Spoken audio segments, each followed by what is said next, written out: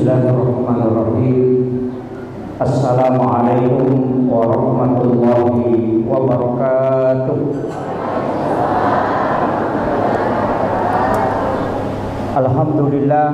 Alhamdulillahi rabbil alamin.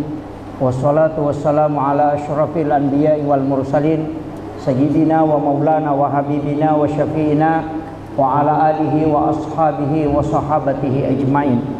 Allahumma salli ala sayyidina Muhammadin tibbil qulubi wa dawaiha wa afiyatil abdani wa shifaiha wa nuril absari wa diyaiha wa ala alihi wa sahbihi wa sallim.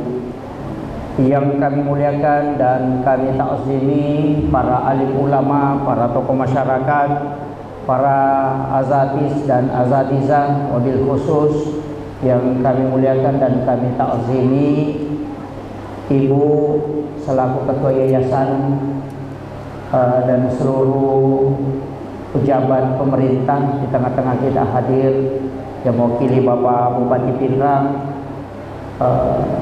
Bapak Dandim, Bapak Kapolres, Pak, dan seluruh tenaga pendidik dan tenaga pengajar, anak-anakku, para santri pondok pesantren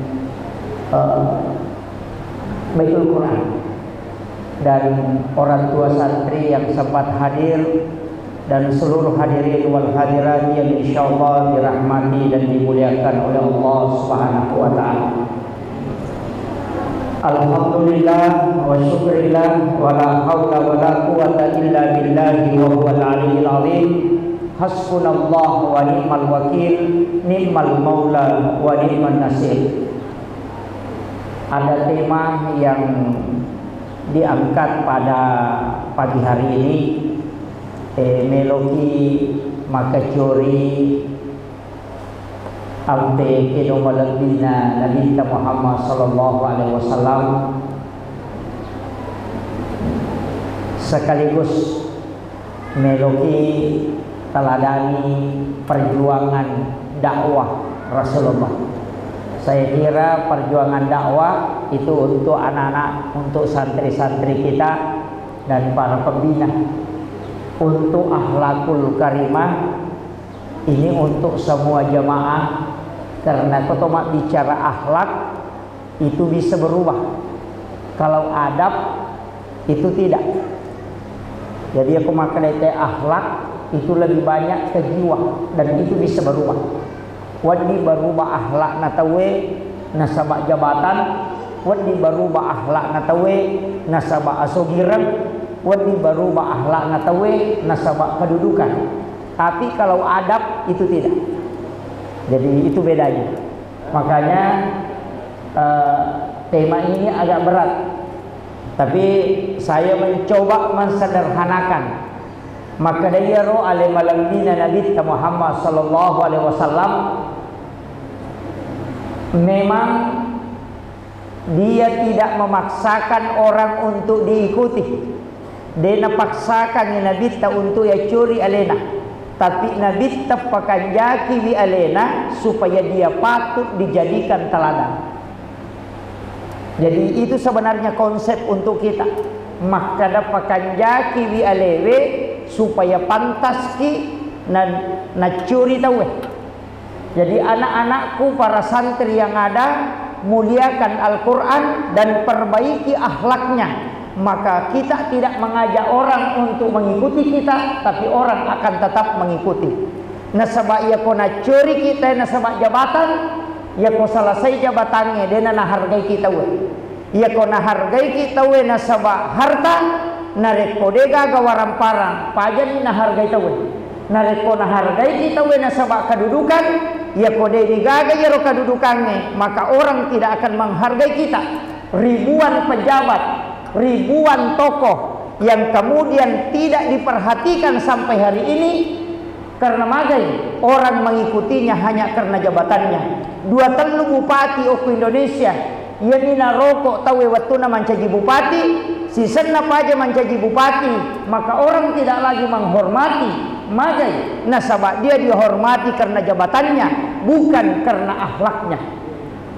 Yana tu ampai Ukilalanna atau tongalinota jabatan, kedudukan, harta jangan melekat.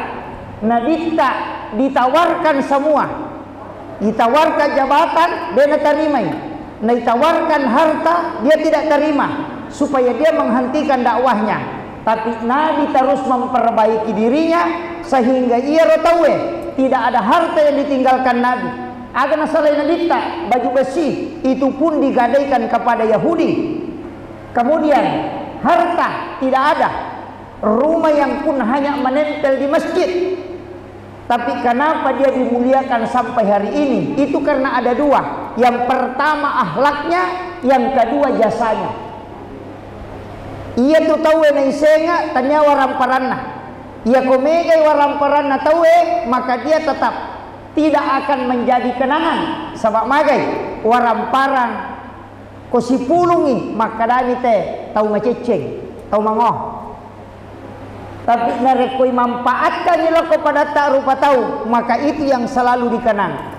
Wanita WTS yang dijamin masuk surga oleh Allah bukan karena hartanya.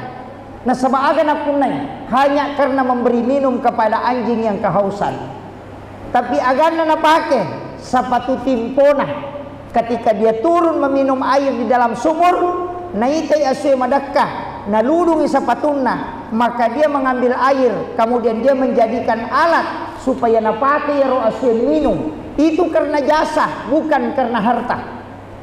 Agana nilai pun Allah Ta'ala jasanya mengobati kehausan anjing. Jadi anak-anakku yang sekolah di pesantren, ilmu yang kau dapatkan, biarpun ribuan kitab kau baca, ribuan kitab kau ketahui, semua rumus-rumus Al-Quran kau tahu, kaidah-kaidah bacaan kau tahu, bahkan hafal Al-Quran 30 juz, tapi kau tidak mengajarkan kepada manusia, kau tidak akan dikenang. Alewe bima punaiwi, ya kodena punaiwi tahu, dan itu yang tidak bisa diambil alih. Namo maga kanja na wija-wija, namo maga kanja na, namo maga jana wija-wija, namo maga jana tahu, nareko angka decena pasti rampe materu. Tapi ya kawarampara ya punai tidak akan dikenang. Makanya itu yang penting saya wasiatkan, bahwa manfaatkan ilmu, pakai guna ya rupa disengangi, apalagi ilmu Al-Quran. Tapi ia tuh pak disengangi dua rupa, ada ilmu akliyah, ada ilmu berkah. Ia kok ilmu berkah itu tidak dipelajari, ia kok ilmu akliyah itulah yang dipelajari. Di dua rupa tuh pak disengang. Angka yasa barakah sama dengan manusia. Manusia itu ada jasadnya yang utuh, ada bayangan yang selalu mengikuti. Sama dengan ilmu, yaitu pak disengangnya angka ilmu akliyah yang bisa disampaikan, yang bisa diambil dari kitab. Wadi yalak ke guru tapi wadi jadi ilmu yang diambil dari guru itu tidak berkah karena kita melanggar kaidah berkahnya. Angka tahu, dia nama cok ke pesantrennya, mungkin ranking paling bawah. Kita lihat di pondok biasa-biasa, tapi okui masyarakat justru digunakan. Kenapa? Karena dia mengambil berkahnya. Si salah tuh nak, ya kok pak disangan napunai tahu itu bisa hilang dan bisa didapat di mana saja. Namun kok kapere ewa ditoyali ya sange pak disangan, namun kolo ewa ditoyali ya sange pak disangan, tapi barakah tidak sembarang. Kegaya sang ilmu berkah, mana dia harus dengan berkah. Orang tua dulu, ulama dulu selalu menggandengkan, dan ini yang hilang di pendidikan. Saya berani mengatakan, Dr. Sulaiman Millah, beliau pemerhati pendidikan yang luar biasa. Mudah-mudahan beliau bisa melanjutkan nanti ketika diberi amanah kembali untuk menjalankan tugas ini. Tapi saya ingin sampaikan bahwa ilmu berkah adalah ilmu yang tidak gampang didapatkan. Kegaya sang ilmu barakah ipasilolongi takzime yasa barakah. Saya kasih contoh, yaitu biasa orang-orang tua kita yang hadir di sini, para pejabat yang hadir, waktu nama ngaji, dia ngaji bawang, isuruh malawe, ya. Tapi angka gana anak makoko mengaji suruh malawe, degan. Isuro lo mala aju tunuh, aju nasun. Isuro masering. Ini yang hilang. Matimpa wae, maka bela lo malo wae. Matajang antri, magai. Okiro monro yasange baraka. Nasaba yasange ilmu berkah adalah taksim kepada guru, bukan belajar sama guru. Itu beda.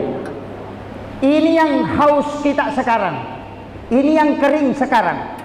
Makanya ya kong ka anak tamas sekolah ko SD nang ka guru nama Pak Boting, jangan hilangkan itu yang telah ditanamkan ulama dulu. Suroi bawa daun, suroi bawa aju kuat dingin. Magai nasabak nanti berkah ilmu itu akan pindah ketika engkau takzim kepada gurumu. Ia tak dia mako kuat. Magi na mega semakin canggih teknologi, orang pakai komputer, apalagi kekurangannya, tapi lihat anak didiknya semakin amburadul. Magai nasabak tak denia sange pak disengak beraka. Ini yang penting saya luruskan karena ini pondok pesantren.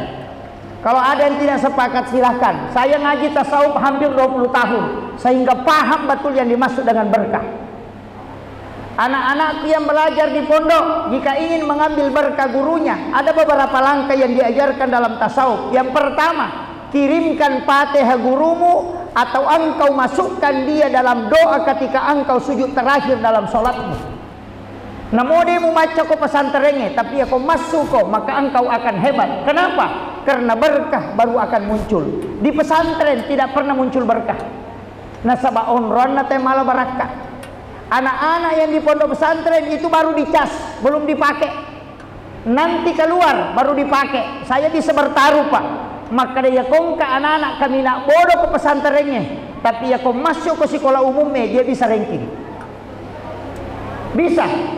Kami nak betah ke pesantrennya dia gak ranking nalah, tapi ketika keluar dia baru muncul bisa masuk 3 besar atau 5 besar. Madai bukan bodoh di pesantren, bukan juga cerdas di luar, napai tak pakai ilmu berkahnya. Jadi itu ke pesantrennya angka memang barakah. Tamanya anak atau pesantrennya, ibu bapaknya sudah masuk di pondok. Ya koma pesantrennya anak tak Indo Ambo nama pesantren itu. Agar nama pesantren bukan jasadnya, tapi kalbu orang tuanya sudah berada di pondok. Ya naruyasa barakat. Apa iya tuh anak tak kongka ke pesantrennya, perasaan na Indo na tulilah hilokoro. Melo imatindro ningerang anak-anak dia di pondok. Jadi ruhnya sebenarnya ada di pondok walaupun jasadnya ada di rumah. Maka orang tua itu ruhnya selalu berbolak-balik ke pondok menziarahi anaknya. Dan itulah yang dimaksud dengan barakatna anak-anak ekuipatame pesantrennya macio Indo Ambona, ruhnya akan selalu ke pondok. Ya nang ka taumatona pas sekolah pesantren anak nanadena nawanawai anak na kome matinro taumatala muto nga nyawana itu. Iya, itu pasti.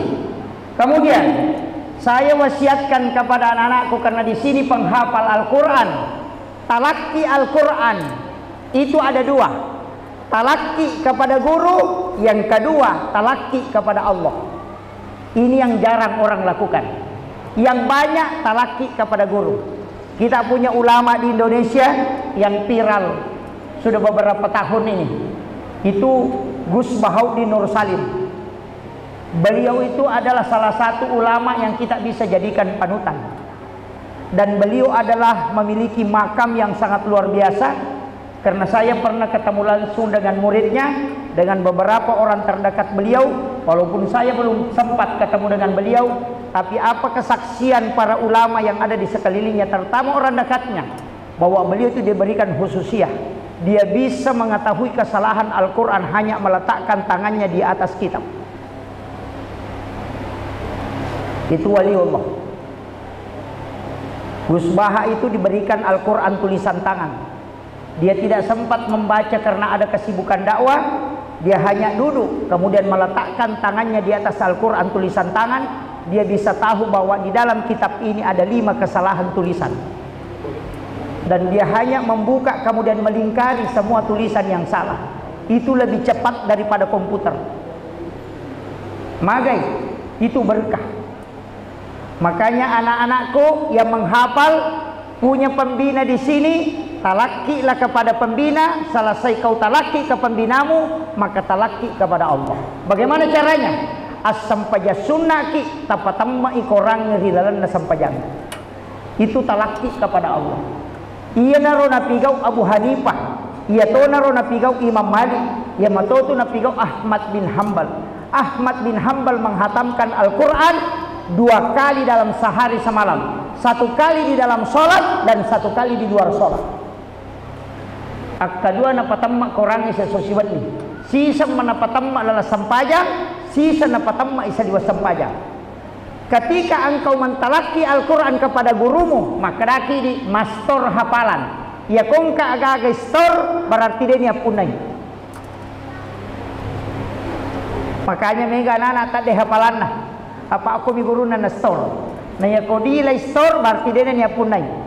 Karena kita sudah sarahkan. Makanya store kepada gurumu supaya dia tahu di mana kesalahanmu. Setelah itu ketika sudah dibenarkan, storelah kepada Allah. Setelah itu kau minta kepada Allah supaya dikuatkan ingatan dan tidak dilepaskan dari Al-Quran. Kalau ketika engkau wafat anakku dan tidak bisa menghafal Al-Quran sampai wafat, kau sudah store di hadapan Allah, dan itulah yang bisa menjadi syafaat kala di yaumil akhir. Itu penting. Jangan sampai Al-Quran ini dilarikan ke dunia. Makanya Guru Ustaz Sulaiman Millah sudah berusaha semaksimal mungkin untuk membuatkan tempat untuk anak-anak kita menimba ilmu agama, pahalanya terus mengalir ke dia. Tapi saya sampaikan di sujud-sujud terakhir anak-anakku, jangan kau lupa mendoakan para guru-guru.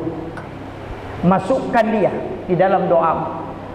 Itulah sehingga Ahmad bin Hambal mengatakan, selama 30 tahun saya mendoakan Imam Syafi'i dalam sholatku.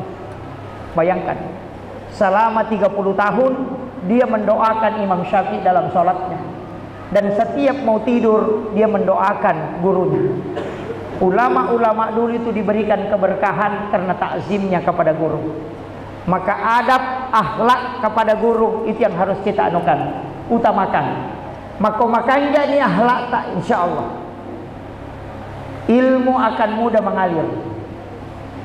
Dan memang pondok pesantren saya juga sebenarnya Pak, dulu di Nurul Azhar Talawe beberapa kali memberi saran kepada guru Teki Haji Fathudin Sukara supaya kelas itu dipasangi AC, asrama itu dipasangi AC, kemudian ditata sedemikian cantik, kemudian anak betah di dalam. Itu dulu yang saya selalu sampaikan kepada pimpinan pondok, harus pakai spring bed anak-anak supaya nyenyak tidurnya, pakai spring bed yang bagus, kemudian jaga asramanya dengan asrama jangan yang kumuh, kemudian sumurnya diperbaiki atau tempat buang hajatnya diperbaiki. Tapi apa kata guru tak? Maka dia guru tak makanya sana, tapi mulu lengemotu matu agak alasan. Karena saya selalu mengatakan pesantren itu terlihat kumuh. Magi pesantren yang ada di Pakanjaki. Ternyata ketika saya ke beberapa pondok pesantren di Jawa yang punya uang miliaran, tapi tidak pernah memasang AC di dalam kamar santri. Magai alasannya didik anakmu dengan pendidikan orang miskin supaya dia bisa merasakan sulit dan pahitnya menuntut ilmu. Kalau ketika dia keluar, sesulit apapun masalah dia hadapi, dia enjoy saja karena dia sudah menghadapi kehidupan yang susah. Dan dia tidak bisa terlalu takabur ketika dia berhasil, dan tidak akan jatuh ketika dia mengalami masalah yang susah. Mega pesantren makokoe, pasang AC, pasang spring bed, kemudian dia nasuatoni, lailon ritoni pakaiannya, sehingga Indomie mi bawa nisana nasu masuk. Ayam potong yang kita bikin di pesantren. Pendidikan pesantren itu 24 jam.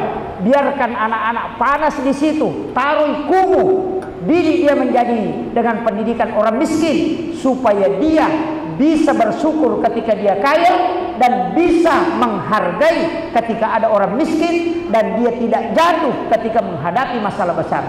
Mega anak-anak makoko tidak bisa berproses karena terlalu mewah di pesantren. Makanya makanya guru tak patamai anakmu ke pesantren yang masih original. Namanya di pesantren makoko pakai AC. kemudian dilondrikan, yang nasuangan nih. Saya masih di pondok, ya mau paman nasu, ya to masesak. Dulu kita makan di pondok, jalan kaki ke sumur itu kurang lebih 500 meter, kopi bunga minum. Bayangkan Pak, kayak gitu mandro pasaramai napa malala lobungnya 500 meter jauhnya, karena kita malas ambil air. Latup yo ko bujungnya napa timpa napa minum. Ternyata itu yang sunnah Nabi. Kita tidak tahu bahwa minum sesudah makan paling bagus setengah jam. Iya. Kalau mampu tidak mampu ambil 20 menit. Kalau tidak mampu ambil 10 menit. Kalau dalam hadis 40 langkah perjalanan baru kita bagusnya minum. Magai, ternyata orang yang tidak minum sesudah makan itu sunnah Nabi. Kalau dia mau makan, minum dulu. Uraki mandre, ajak minum sekitar 15 menit, maka orang itu tidak kena kolesterol dan juga tidak kena asam urat dan juga tidak kena penyakit lambung. Dan itu sunnah Nabi. Cuma meregi-regi nih. Tapi dena tau pada batena Nabi tamandre. Iya Nabi tak kau mandre mengunyah makanan sampai 40 kunyahan baru dia telan. Yo ini opor ke kiri, opor ke kanan langsung masuk. Makanya lambung tersiksa. Saya perhatikan beberapa ulama termasuk Habib Lutfi yang sudah tembus 80 tahun, guru Profesor Dr. Farid Wajdi itu sudah tembus 80 tahun umurnya, dan itu amalan beliau setiap hari. Jadi kadangkala kalau memang mengikuti sunnah Nabi itu luar biasa. Cuma karena kita terbiasa makan langsung minum, itu sudah. Kemudian tadi saya bahas ilmu berkah. Jadi tidak ada istilah guruku dulu. Aja lalu tak ada guruku biasa. Itu guru selamanya. Tidak pernah berhenti menjadi guru. Saya sampai hari ini kalau masih ketemu guru saya di SD dulu, itu saya masih mencium tangannya. Guru SD dulu. Guru TK aku masih hidup. Tapi angka kelebihan itu guru itu awet muda. Itu ada hadisnya. Bahwa orang yang mengajarkan ilmu kepada anak-anak itu dijaga fisiknya oleh Allah. Makanya guru tak ke SMP kota lo mitai, maka ada samana je guru kudena berubah. Mako matiro sa waktu ku masih sekolah, mako matiro modelena. Itu memang dijaga oleh Allah. Tapi yang pensiun lihat nanti, langsung drop itu. Kecuali dia melanjutkan pembelajaran, dia akan tetap dijaga. Guru pangaji makoto, tolide makom itu dia berubah karena Allah jaga fisiknya. Ya tu barakatnya. Okolino lagi na ijaga, apalagi ke Sorimondri. Karena menjaga fisik itu ada 3. Yang pertama puasa pada hari kelahiran, itu juga menjaga fisik. Ya kau nggak tahu mah puasanya asok jangan na, dia nak nailah sama kalian lihat tuh. Makanya Nabi itu puasa di hari kelahiran, yakni hari Senin. Kita Nabi tamadi tak puasanya sosini, maka Nabi tanah sama hari Senin saya lahir. Jadi ya koso Salasa tajagi puasakan hari Selasa. Ya koso Rabai tajagi puasakan hari Rabu. Tapi tetap puasa Senin karena puasa kelahiran Nabi. Cuma ya komeki macori Nabi tak puasangi asoja dia ngeta pada Nabi dia puasakan hari kelahirannya. Saya dapat wasiat salah satu ulama dari Jawa itu Ki Hamid Pasuruan. Agak pasangan nigi tahu ma puasanya asok jajanganna maka gadega la sawat disolangi watak kalian.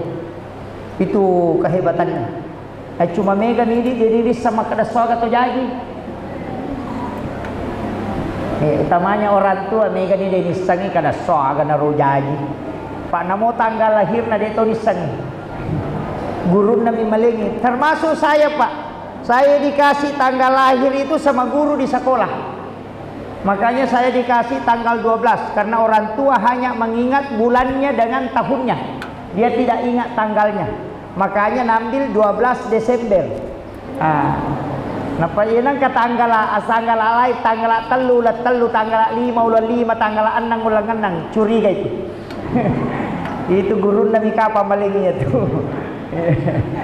Jadi makanya, tapi kecuali anak-anak belakangan sudah tahu, makanya dia biasa puasakan hari kelahirannya. Bahkan Hadratus Syekh Hasyim Asy'ari itu mewasiatkan kepada istrinya, dan itulah yang diamalkan ulama-ulama di Jawa banyak. Maka daya ko engka anak tamelo ki ko berhasil tak puasanya sojajengan. Indo na isuro mapuasanya sojajengan. Tapi ya ko pikir anak tanah mak dupa-dupa ngasojajengan nak jamo tak puasa manang. Stres ki madu. Iya. Jadi kau engka anak tak misalnya maka dah oh iya anakku meka ko manca jitau pandritai. Tak puasanya sojajengan nilawi barakat. Kemudian yang kedua, takiringan suratul Fatihah setiap malam Jumat 11 kali. Insyaallah mak barakat tu Pak isengan. Itu tirakatnya ibunya Hadratus Syekh Hasyim Asy'ari. Jadi ya tidi tomatoe nasabak dia tas sekolah kiringan Fatihah anak yang ke pesantren. Kirimkan Fatihah 11 kali. Niatkan untuk berkahnya insyaallah. Saya dapat amalan ini dari beberapa ulama. Walaupun nanti ada yang susah. Fatihah matui baca tapi merajing-rajing. Kega. Fatihah dengan satu napas.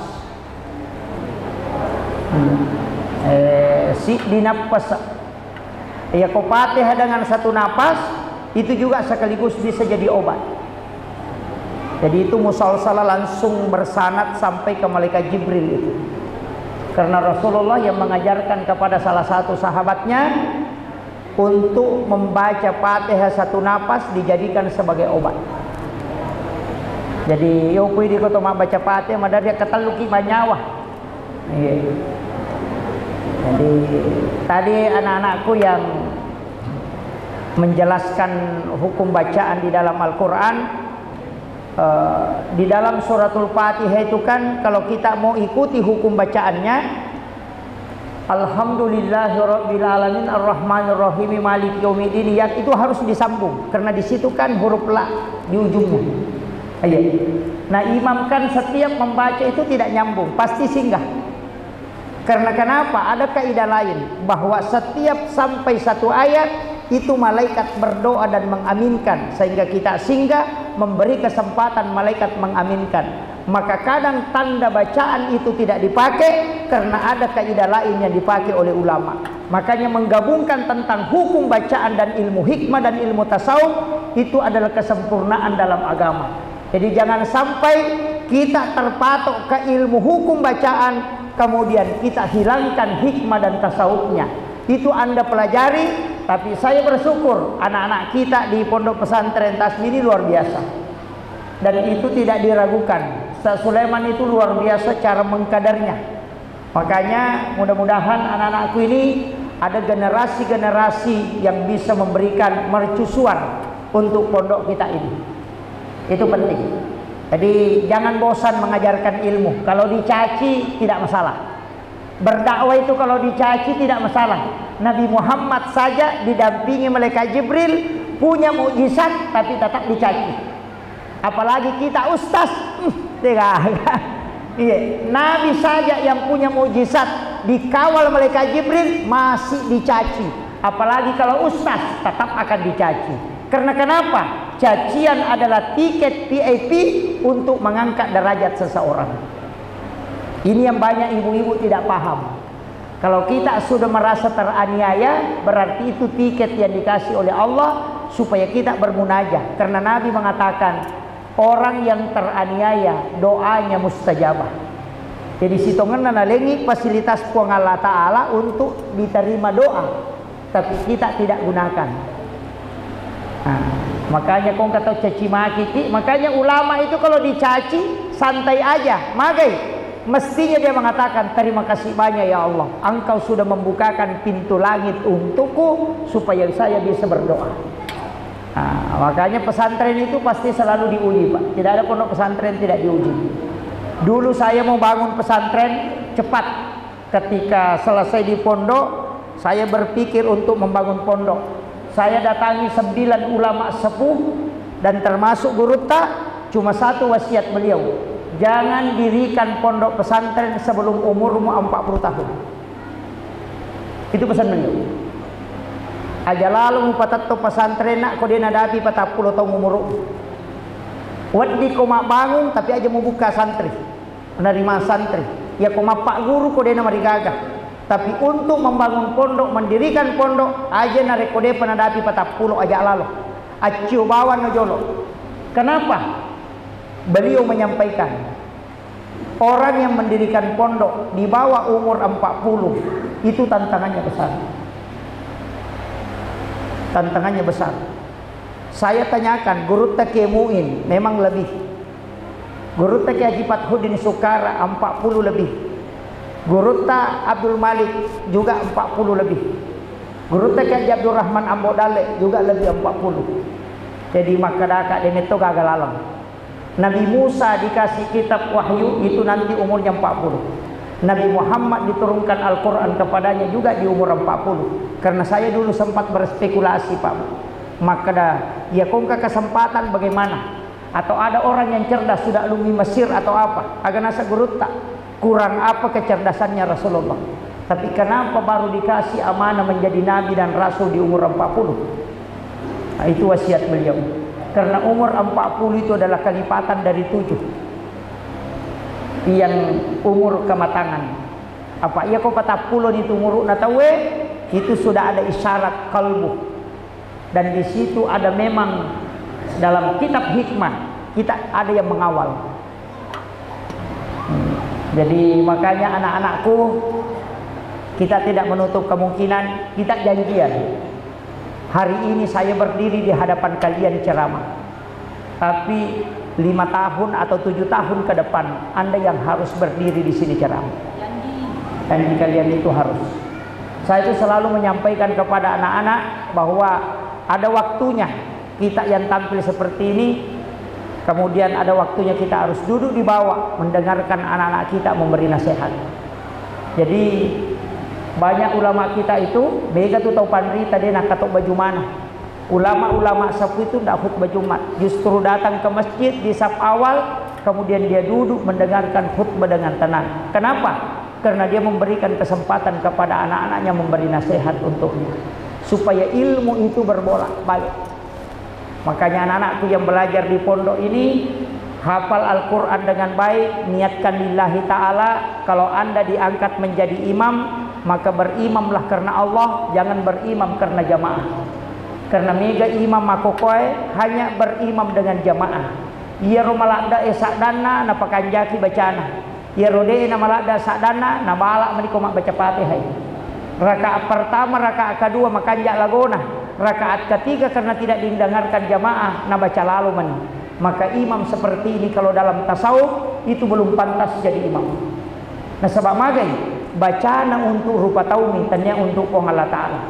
Fatihah pertama itu untuk Allah, Fatihah kedua untuk Allah, Fatihah ketiga juga untuk Allah. Kenapa kau perindah yang didengar manusia? Berarti sholatmu bukan untuk Allah, tapi hanya untuk manusia. Itu yang saya titip beratkan anak-anakku. Pak mega imam, utamanya imam-imam kontra, dia pernah paham ya. Angka lalu imam gangka mato dia na paham. Yeah. Maka kanjak bacana ya ronang kalingai jamaah masa pada mengeri di rakaat pertama maka kanjak bacana Fatihana, rakaat kedua na lagorang, sisa na rakaat ketiga na baca lalu man. Magai denang kalingai jamaah. Sebenarnya apa hikmahnya salat? Ada yang sir, ada yang jahar. Angka ilak dak sada engkai dodong supaya Allah tetap menjaga salat kita lillahi ta'ala bukan karena manusia. Ada yang tidak diperdengarkan supaya kita diuji oleh Allah. Apakah indahnya bacaanmu sama ketika didengar orang dan di saat saya yang mendengarnya. Oh ini yang paling. Ini anak-anakku yang menjadi imam, hati-hati. Kami ke makoro. Napaki ukuyaka nak budayaka nasain. Wih rokok nih. Agak na baca imam. Padahal rakaat pertama maka kanjak bacana. Lago-lago. Sisa na rakaat ketiga. Oh nabalak man.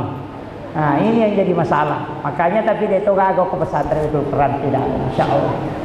Makanya anak-anakku itu yang saya wasiatkan. Karena penghafal Al-Quran itu Anda mau tidak mau pasti arahnya diangkat menjadi imam. Kenapa? Karena memang Anda yang pantas. Memang Anda yang pantas. Cuma kalau imam itu ada kaidahnya. Saya belajar tasawuf imam itu 1 tahun 8 bulan. Makanya saya tidak mau jadi imam. Iya, karena saya tidak tamat, tidak khatam di imam. Cuma kalau imam itu ya disuruh guru tak lewat samping, jangan lewat pintu makmum. Ya kau imana apa alena sapiri sure lalu ko pintuna aja na lalu ko pintuna jamaah supaya dia tak ganggu bacaan. Kehusuannya juga tidak diganggu oleh makmum. Aja na je tumabela malah dasar aja na nang imam sapiri oto lagi na dia nang kanenre o ko pintuna penumpang. Yan na rumawa tala dasar. Yan ang kasapiri oto pintuna penumpang no lupa pitu layolo na panadapi kaderana. Kalalo imana mo pintu na makunray no lato ima gimpe itu. Ini penting saya wasiatkan. Itu wasiat guru kami. Dia bukan aturan dalam fikih, tapi itu kaidah untuk imam. Napa ni kau imam pakai pelak korang aja lalu nato 5 rak ponco. Tuli lawar kope si pulung. Ini anak-anakku yang menghafal Al-Quran, jaga betul hafalan. Saya bawa anak saya tidak kasih menghafal Al-Quran. Terus terang Pak, anak saya itu saya tidak kasih menghafal Al-Quran. Kalau orang tanya hafalannya itu belum ada. Mungkin hanya dia hafal karena keseharian. Kenapa? Saya diberi nasihat oleh 4 ulama besar penghafal Al-Quran. Jangan kasih menghafal Al-Quran anakmu ketika masih kecil, ketika dia belum bisa menjaga adab dan kesuciannya. Kenapa? Sama ketika kau menempatkan Al-Quran di tempat kotor, ketika dia belum bisa menjaga akhlaknya. Muliakanlah Al-Quran. Nanti anak itu bisa bagus akhlaknya, baru kau ajarkan Al-Quran kepadanya, supaya Al-Quran masuk ke dalam dirinya dengan sangat mulia. Itu yang perlu kita hati-hati. Walaupun sekarang banyak anak menghafal di usia muda, yang baru SD sudah hafal 15 juz, tapi kadang akhlak dan kesuciannya dia tidak jaga, sehingga Al-Quran itu tercabut berkahnya. Inilah yang banyak sekarang, anak-anak penghafal Al-Quran tapi berkah semakin jauh. Nah sabak magai, dia tidak mulia ketika dimasukkan, dan dia tinggal di tempat yang tidak mulia.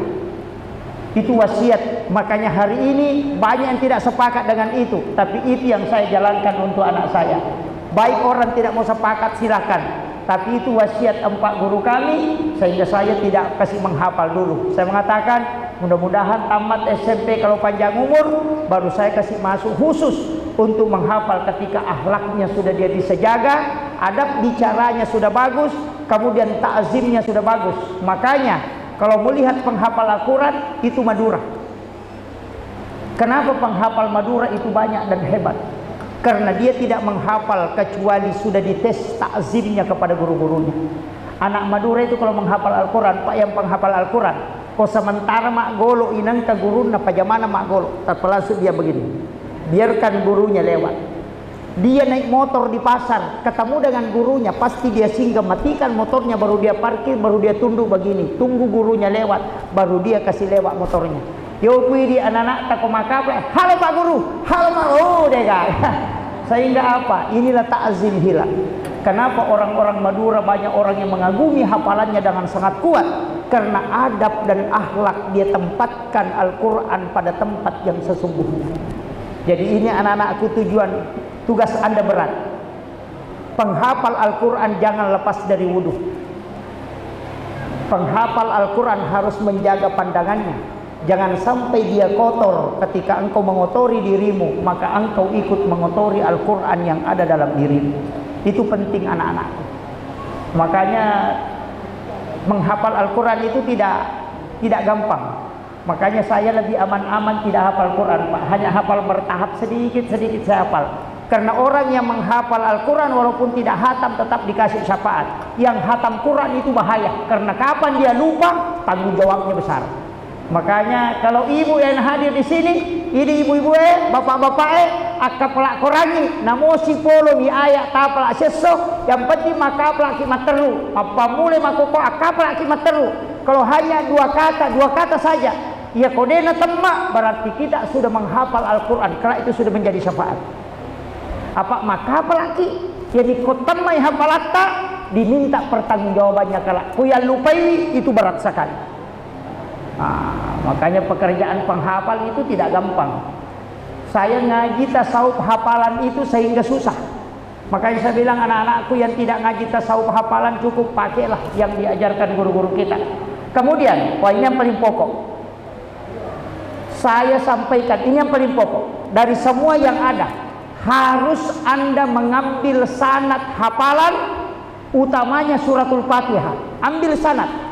Sanadnya di mana? Yang tersambung dengan Nabi. Ambil sanad. Kalau penghafal Al-Quran itu ambil sanad. Bahkan kalau kita pakai kaidah tasawuf, tidak boleh menjadi imam kalau dia tidak punya sanad hafalan. Di Indonesia ini banyak yang punya. Ada anak muda, imam muda di Masjid Istiqlal Jakarta. Itu imamnya masih sangat muda, bukan guru tepak Prof Nasaruddin Umar. Karena imam Istiqlal itu ada beberapa.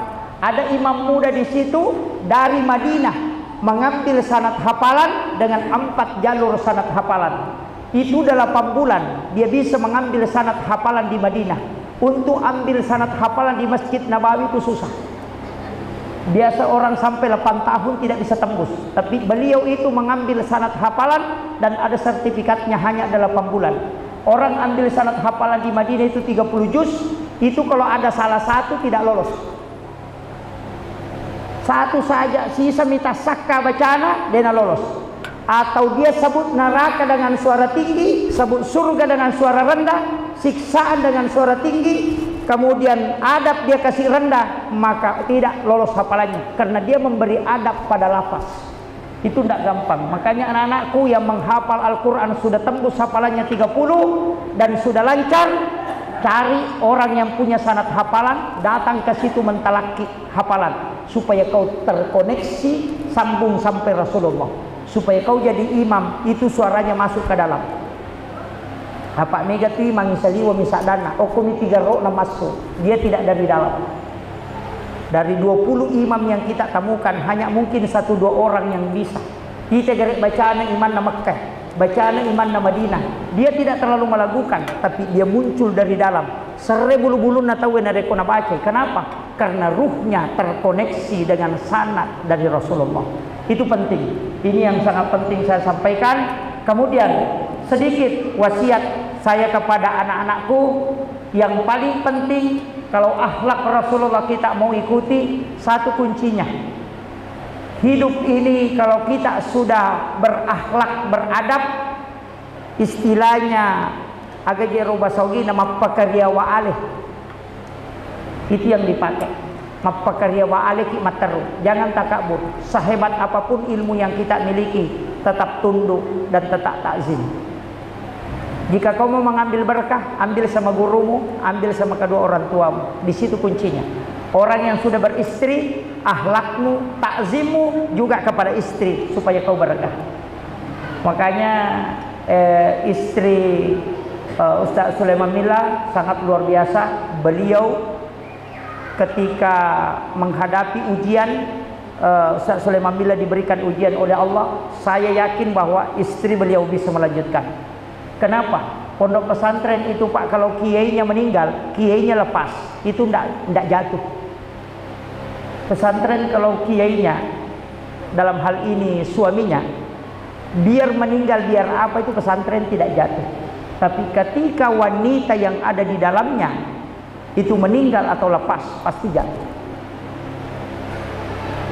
Pasti jatuh. Sebesar apapun pesantren, kalau ibu nyainya, istri pimpinan yang lepas, pasti jatuh. Nurul Azhar Talawi, guru TK Haji Fathudin Sukara sudah wafat, tapi istrinya masuk ke situ, insya Allah tidak jatuh. Kenapa? Saya sudah pelajari pesantren di Jawa. Ada kurang lebih 40 pondok pesantren saya masuki. Ada 20 pesantren yang kiainya meninggal, istrinya masih ada, dan itu jalan, justru berkembang. Tapi ketika istri kiainya meninggal, itu drop. Karena doa wanita itu 3 kali lipat lebih cepat dibanding doa suami. Keberkahan hidup itu ada sama istri sebenarnya, Pak. Makanya pejabat-pejabat yang hadir di sini, Bapak yang mewakili Pak Kapolsek yang di tengah-tengah kita, ketika istri beliau mendoakan, itu tembus. Seorang pemimpin yang hebat itu saya tidak melihat laki-lakinya, selalu melihat siapa yang ada di samping. Pasti itu Pak. Bupati, gubernur, lihat. Presiden bahkan. Soeharto kan orang hebat. Tapi kapan dia jatuh? Ketika Ibu Tin wafat. Habibie orang hebat. Kapan dia jatuh? Ketika Ibu Ainun wafat. Tidak bisa. Susilo Bambang Yudhoyono, siapa yang tidak kenal? Panglima TNI, 2 kali jadi presiden. Tapi kapan dia tidak bisa mengambil keputusan? Ketika Ibu Ani telah wafat. Itu habis dia. Sampai hari ini tidak bisa berbuat yang banyak. Kenapa? Karena figur yang mendoakan dan terbukanya pintu kesuksesan itu ada pada istri. Makanya megampang Pak, ya komiki berhasil mulia Kak Bani Baineta. Muliakan saja istri, jadikan dia sebagai ratu, pasti kau sukses. Rezekimu terbuka lebar. Tapi ya kau kata tulipan rasa-rasa ibene atau dipakai kering di masa satu itu. Iya, apalagi kalau ada masalah itu luar biasa. Nah, makanya ibu-ibu dikasihkan kesempatan. Ini ya leka istimewa milo dong supaya suami berhasil. Makanya bapak-bapak saya kasih tahu, kalau istrinya berdoa dan tidak berhasil, ditambah istri. Supaya banyak yang mendoakan. Kemudian yang terakhir saya wasiatkan, Rasulullah itu anakku, kau harus mengirimkan salawat minimal 100 kali dalam satu hari. Yang kedua, kirimkan juga salam minimal 100 kali dalam satu hari. Bedakan salam, bedakan salawat. Kalau mengirimkan salawat itu untuk mengambil syafaat. Kalau mengirimkan salam itu untuk mengkoneksikan diri dengan Rasulullah. Orang yang mau mimpi ketemu Rasulullah harus banyak mengirim salam, bukan salawat. Karena makadai Nabi tak nigi bereselagika pasti ubali. Nasabah Allah memberikan keistimewaan, saya bisa mendengarkan semua salam dari umatku. Kaya salam, assalamu alaika ya Rasulullah. Assalamu alaika ya Nabi Allah. Assalamu alaika ya Sayyidi. Assalamu alaika ya Aba Barruh. Assalamu alaika ya Taha. Assalamu alaika ya Sin. Itu yang disebut dengan salam. Kalau salawat, Allahumma salli ala Sayyidina Muhammad wa ala ali Sayyidina Muhammad. Iya ko salawat, wa Allah Ta'ala si malaikat nak kiringi balasan. Nabi tak akan memberi syafaat, tapi ya ko salam, Nabi akan menjawab langsung sehingga kita terkoneksi dengan Nabi. Makanya komeki mal nippi siruntu Nabi tak kiringan ibada salam. Sebelum tidur saya kasih amalannya. Sebelum tidur berwudu sempurna, ajenneki suku pada kotome mas sempajang. Kemudian sesudah berwudu baca doa sesudah wudu. Setelah itu illau dongi, ya Allah, saya sengaja menyempurnakan wuduku untuk mensucikan diriku hanya karena kepingin melihat wajah kekasihmu di dalam tidurku. Kemudian ambil pakaian yang bagus, sebagaimana kita hendak menjemput tamu, utamanya di malam Jumat. Ambil pakaian yang bagus, kemudian kita baring di tempat tidur, kemudian kita kirimkan salam berulang-ulang kepada Nabi, kemudian sambil meminta dia datang di dalam mimpi, maka dia akan datang. Pak Bupati tidak mungkin datang ke pondok kalau tidak diundang. Jangan salahkan Pak Bupati kalau tidak datang karena Bapak Ibu yang tidak mengundangnya. Begitu juga Rasulullah. Ketika engkau tidak bisa bermimpi ketemu Rasulullah, jangan salahkan Rasulullah, tapi salahkan dirimu karena kau tidak pernah mengundangnya di saat engkau mau tidur. Itu wasiat guru kami. Makanya guru tak makadai, ya kong katau patapulo nitang umuruna. Nah dia penang kanan nipi siruntu Nabi tanah mau cicam nih, tahu rogila enggak itu? Sungguh celaka orang yang umurnya sudah 40 tapi dia tidak pernah sekali melihat wajah Rasulullah di dalam mimpinya. Peko carana? Bagaimana caranya? Itu tadi, ajenneki pakai pakaian yang bagus, kirimkan salam kepada Nabi di saat baring, minta Rasulullah datang karena dia mendengar salam kita ketika kita kirimkan salam. Mungkin 1 hari, 2 hari tidak datang, 3 hari tidak datang, tapi dalam 40 hari kau mengundangnya, dia akan datang.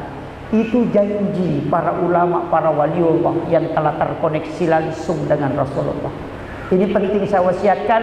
Namun ya mipak disangangi ta'ala ganna toni. Anak-anakku yang menghafal Al-Quran, sungguh mulia ketika anda bisa melihat wajah Rasulullah di setiap malam Jumat, kemudian kau minta berkahnya. Imamul Ghazali ketika menulis kitab Hiyalinuddin, kurang lebih 200 hadis di dalamnya. Dia tidak menulis satupun hadis di dalam kitab Hiya kecuali dia sudah talaki langsung kepada Nabi. Berarti Imamul Ghazali 200 kali bermimpi ketemu Nabi baru jadi kitab Hiyalinuddin. Itu minimal. Makanya anak-anakku yang sekolah di pesantren, anda mudah ketemu dengan Rasulullah ketika anda memintanya setiap menjelang tidur. Ibu-ibu juga begitu. Jangan selalu main Facebook baru tidur. Tidak bakalan itu kalau main Facebook. Karena Facebook, Bu, tidak ada solusi. Sekecil dan sebesar apapun masalah, jangan masukkan ke Facebook. Ambil air wudhu, kemudian sholat. Di dalam sholat kita meminta, karena itu komunikasi langsung kepada Allah. Itulah yang dicontohkan oleh Rasulullah. Saya kira ini yang penting saya sampaikan. Mohon maaf, saya ada acara yang sebenarnya lebih dulu daripada acara ini. Cuma karena saya waktu itu saya memberitahu Pak Ustaz bahwa saya bisa dengan syarat tidak sampai sholat duhur. Karena kenapa? Saya ada acara lanjutan dan itu tidak bisa saya tinggalkan. Makanya saya mohon maaf tidak bisa panjang lebar. Ini sudah 1 jam juga. Salah satu kebaikan dalam ceramah ketika ceramahnya pendek. Kalau panjang itu menyiksa, Pak. Makanya saya sudah 1 jam pas 1 jam ceramah. Terima kasih anak-anakku. Mohon saya minta izin didoakan. Karena anak-anak yang di pesantren itu doanya mustajabah. Doakan saya semoga tetap istiqamah. Kalau pikiran normal, Pak, mungkin saya sudah drop. Tapi karena doa jamaah, doa para jamaah yang saya selalu minta, mungkin itulah yang menguatkan kami untuk terus berdakwah.